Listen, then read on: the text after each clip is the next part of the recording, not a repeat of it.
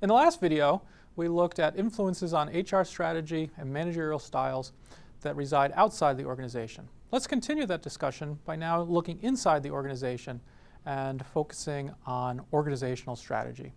I say organizational strategy intentionally and not business strategy because this applies to all organizations, not just private sector businesses. So while we're on the topic of strategy, first let's ask, what does it mean for HR to be strategic? Well, this requires at least two things. First, it requires that HR in an organization be focused on organizational needs, not just the administration of HR policies. Second, it also requires a shift and a pushing out of HR tasks from being the responsibility solely of HR to being a line manager's responsibility, with help from a HR partner, of course. But things like hiring, performance appraisal, determining pay for performance, those should be a line manager's responsibility. In fact, those are exactly the classes that follow in this specialization. Okay, so now let's look at relationship between organizational strategy and HR policies, first starting with business strategy. And I'm going to use a very popular, simple, two-dimensional approach to business strategies, Porter's generic two business strategies. First strategy is cost leadership. Second is called product differentiation.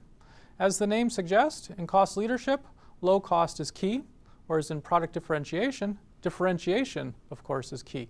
Trying to develop unique features such as quality or other types of things that can give an organization some pricing power or some other thing that will create greater bond between the customers and the organization. So again, contrast between emphasizing cost and product features. What does this imply now for HR strategy? Well, in a cost leadership strategy, you would naturally expect that HR strategy is also going to emphasize labor costs, keep labor costs low, and really drive workers in an aggressive way. How about in a product differentiation strategy? Well, this we would expect to result in a different type of HR strategy, more that revolves around developing and rewarding employees, engaging employees, maybe even in some organizations, empowering employees. Now, just as a reminder, when HR is being strategic, it's these types of things that are being done by managers, not just by HR.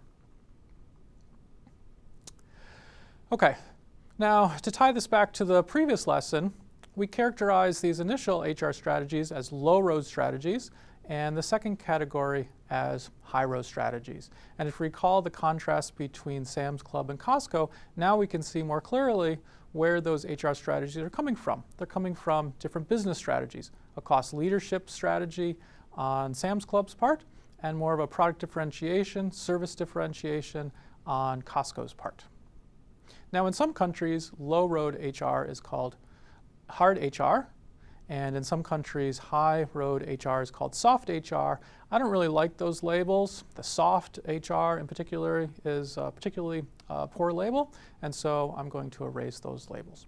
But let's quickly look at some examples. Think of a low-cost, no-frills airline compared to an airline that focuses on business travelers.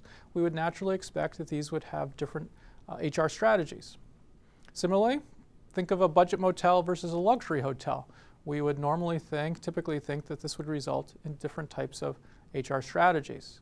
Or even within the same organization, core employees at Google who need to be creative, have lots of autonomy, flexible, right, they would have a high-road HR strategy for those employees.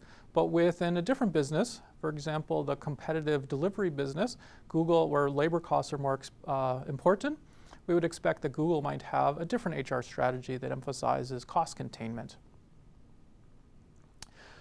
But also to reinforce a lesson from the previous lesson, I want to emphasize that while these business strategy influences are important, they do not completely determine an HR strategy.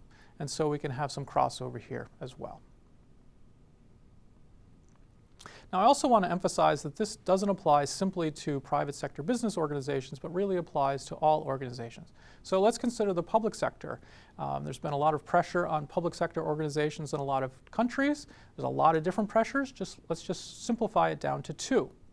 So some public sector organizations are under great pressure to reduce costs, which might imply an HR strategy that increasingly emphasizes outsourcing and weakening civil service rules.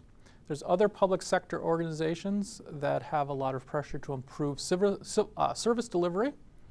This also tends to put pressure to weaken civil service rules, but also leads to enhanced performance management, greater levels of incentive pay, more flexible work arrangements, and sometimes even employee voice. So again, in the public sector, we have the same features as going on in the private sector, in which organizational strategy is affecting HR strategy. It's not completely determining what's happening, but organizational strategy certainly is a major influence on an organization's HR strategy. Okay, so what are we going to do next time? I'm going to interview some HR executives so you can continue to get different ideas for how to manage people and advice for how to manage people. And then we're going to follow that up in the last video by looking at how ideas matter for managing people. Okay, I wish I was able to erase this board better.